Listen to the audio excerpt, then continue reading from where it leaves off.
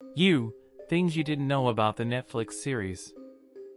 Before season 4 lands on Netflix, go back and brush up on your knowledge of You. How much do you know about the show? You has quickly grown into one of Netflix's most popular series in recent years. The hit show stars Gossip Girl alumnus Penn Badgley in the central role of Joe Goldberg as he obsesses, stalks, and murders his way through a series of women over the course of the show.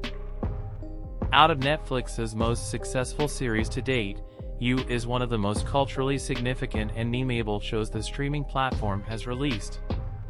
The concept of the Joe Goldberg-style stalker has permeated into the zeitgeist in a way that the show's creators could never have imagined when the series originally premiered back in 2018. With a fourth series currently filming in London, there's plenty more Joe Goldberg to look forward to. Before the fourth series lands on Netflix, most probably sometime in 2023, viewers should brush up on their knowledge of You. The word You is said over 3,800 times throughout seasons 1 and 2 of the show. The official Instagram for Netflix Australia and New Zealand calculated the times the word You has been said on the show throughout the first 2 seasons, and they got 3,857. They also noted that the word was said a bit more often during season 1 than it was during season 2. According to the account, the first episode of the series features the word You the most. Penn Badgley didn't want to play Joe at first. At first, Badgley was reluctant to take on the role of Joe. In a 2018 interview with Entertainment Weekly, he said he was conflicted about the part, largely because the show is framed as a love story. "If this is a love story, what is it saying?" he said. Ultimately, discussions with showrunners Sarah Gamble and Greg Berlanti convinced Badgley the part and show had enough nuance to make it worth taking. The show is based on a book, and the author of it has written on a number of TV shows. While it currently airs on Netflix as one of the most popular shows on the platform, You has its origins in the written word. You is based on the novel of the same name by American author Caroline Kepnes, first published in 2014. While the first season of the show follows the novel, there are some big changes between You and its literary counterpart. Since then, Kepnes' sequel novels Hidden Bodies and You Love Me share less and less in common with the series created for television by Sarah Gamble and Greg Berlanti. Mooney's Bookshop is a real place in New York City. Season 1 of You used Logos Bookstore, a specialty bookstore on the Upper East Side of Manhattan, New York, as the exterior and front interior of Mooney's, according to Brick Underground. Although little was changed about the actual bookstore, Logos does not have a cage in its basement. The basement scenes in You were filmed on a separate set in the Bronx. Logos Bookstore has been featured in other productions, too. According to the American Booksellers Association, Logos is also featured in Can You Ever Forgive Me?, a movie starring Melissa McCarthy as an out-of-work writer who begins forging old literary texts to make money. Peach Salinger got her name because author Kepnes thought it was annoying. Kepnes told Refinery 29 in 2018 that she wanted the character Peach, Shay Mitchell, to have a name that'd be kind of annoying. "I also thought peaches were perfect because they're ripe and delicious, and then they're spoiled, poison, they attract flies, they can make you sick," she added. A murderer created by a team of women, mostly. There's nothing new or original about male stalkers/murderers in cinema and television. Going back as early as the 1960s, Peeping Tom, directed by Michael Powell, there has always been a cinematic fetishization of stalking and leering of men toward women. While You seems, in this sense, to be continuing a long tradition, what makes the show stand out is that most of the creative team are women. To begin with, the novel on which the show is based was written by Caroline Kepnes, while the co-creator and showrunner is Sarah Gamble, also known for her work on Supernatural. In addition to this, most of the show's writers and directors are women. So, while many have accused the show of normalizing the male gaze in the 21st century, it's precisely the opposite.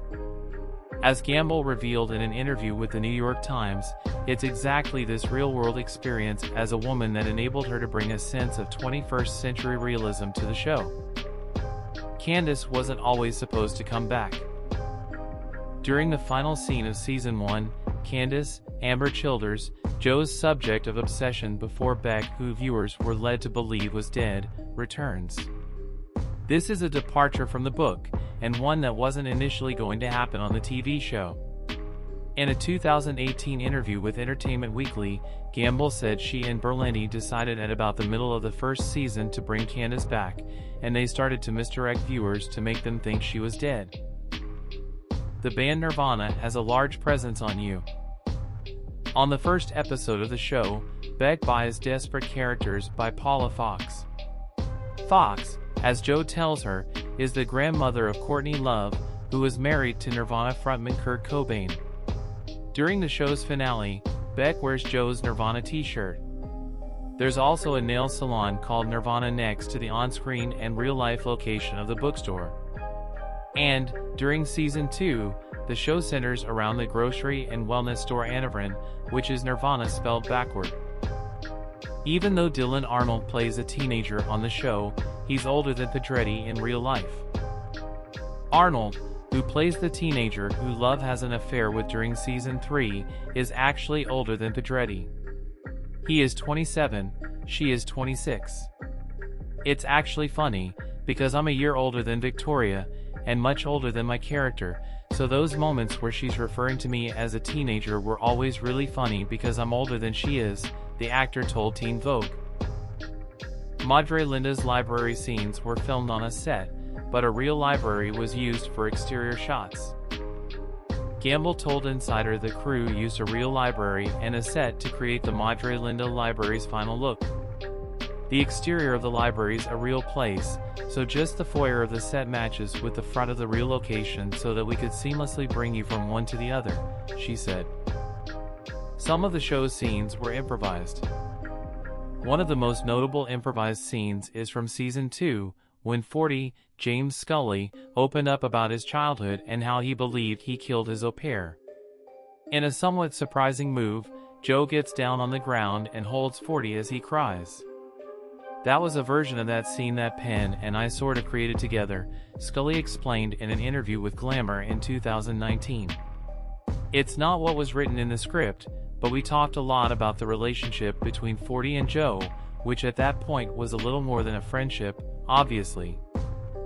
One of Netflix's biggest shows to date.